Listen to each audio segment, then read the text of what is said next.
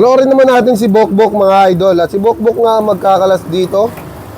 Tinanggal agad yung tampalin. At ang gamit niyang knife dito ni Bokbok ay 6 inches galing kay Sir Popsy Rich. Ayun yung isa sa niregalo sa atin ni Popsy Rich para kay Bokbok at kay Kulot. Dalawa yan guys. So tag-isa sila dyan. At dahil si Bokbok ay busy pag weekdays, kaya pag Sabado at Linggo nandito si Bokbok mga idol.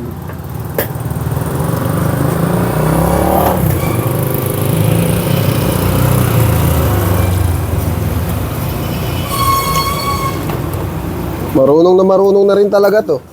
Pwede na mong paliparin.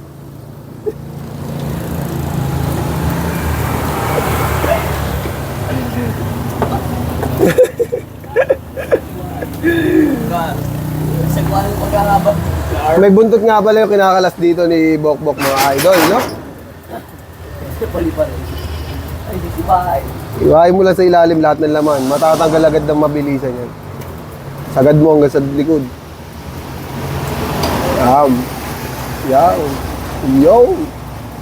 Huwag mo nang balikod yan.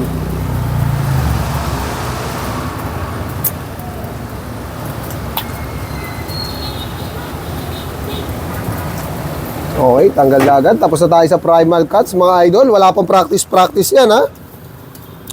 Focus lang yan sa pag-aaral. Siyempre, number 1 yan. Yun, oh, tanggal agad sa joint, oh. Siguro, habang nasa school to, nanonood ng mga video natin to.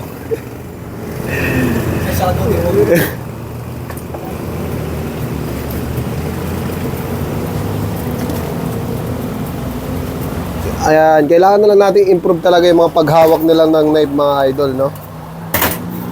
Kasi mga naka-pointed pa sila pag umawak ng knife. Baba, taas, taas. Yan.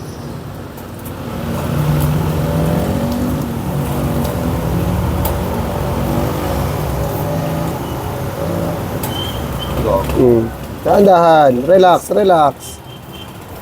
Safety first tayo palagi. Huwag mong gawin lagari yung kutsilyo, isang hiwa lang gawin mo. Yeah, puro pa ganyan lang. Puro isa yun. Kahit wala nang laman yung pigi, nandiyan na lahat sa bitin. Panalo yun, boss. Panalo sa laman yan, mga boss. Okay, alright lang yan. Yan talaga. At least si customer ang panalo dun. Nakakuha agad sa first layer, mga idol. At itong mga batang to, yung mga tinitrain ko talaga dito para pagdating ng araw, magamit nila kung gusto nila mag-abroad. Diba?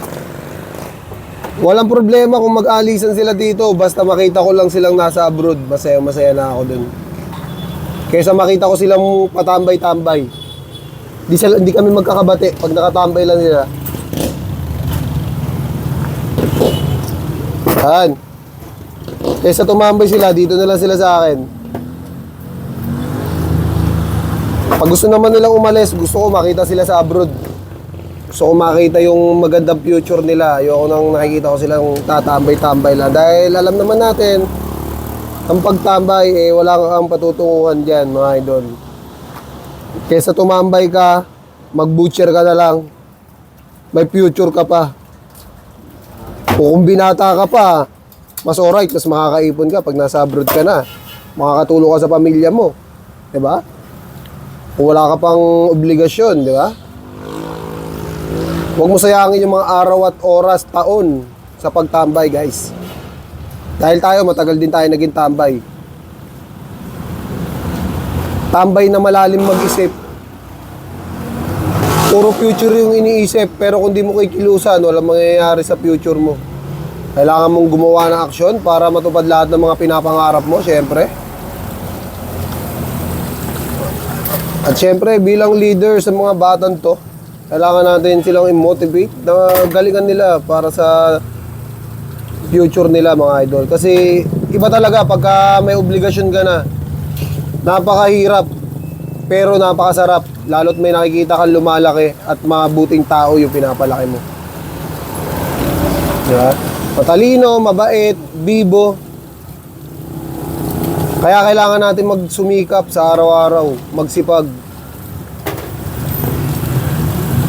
Kaya na itong mga to, gusto ko talaga makita sila nasa abroad. Kung di man sila makapag-abroad, pag pinalad ako dito, sama-sama kami aangat.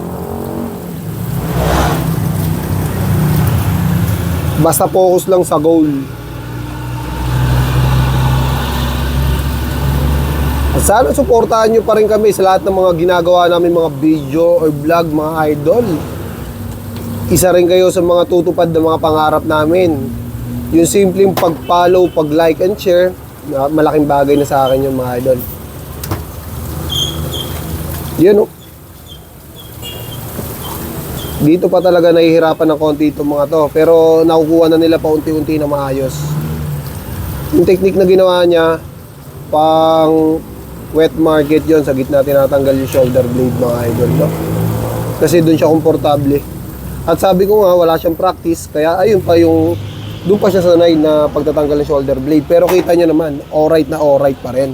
Alright? Alright. Konting panahon na lang gugugulin nito, mga idol. Makaka-pag-apply na rin itong si Bokbok. Yan. Nakaganyan yung pata front natin. Hiniwa niya sa layer para puro palabas ang iwa, mga idol. Yan. Nag-dagger grip na siya dyan, mga idol. Kaso naiwan yung laman sa ibabaw ng... Okay lang yan. Yun o. Pagka mga ganyan may naiwan na laman, huwag nyo nang hahabulin yan, mga idol. Kasi after naman natin tanggalin yung pata front na yan, pwede naman natin triman yung baboy. Pwede naman natin panggiling yung mga laman na yan, mga idol. At tatanggalin na nga dito yung pata front ni Bokbok, mga idol. Papantay lang yan sa ilalim ng siko. Grabe talaga. Kita nyo naman kung paano humagod yung knife ni Sir Popsi Rich dyan, mga idol. At sa mga wala pang knife dyan, pang practice, pwede nyong mag-avail kay Sir Popsi Rich. Murang-mura lang yan, mga idol, pero quality. Tapos na nga si Bokbok. Peace out.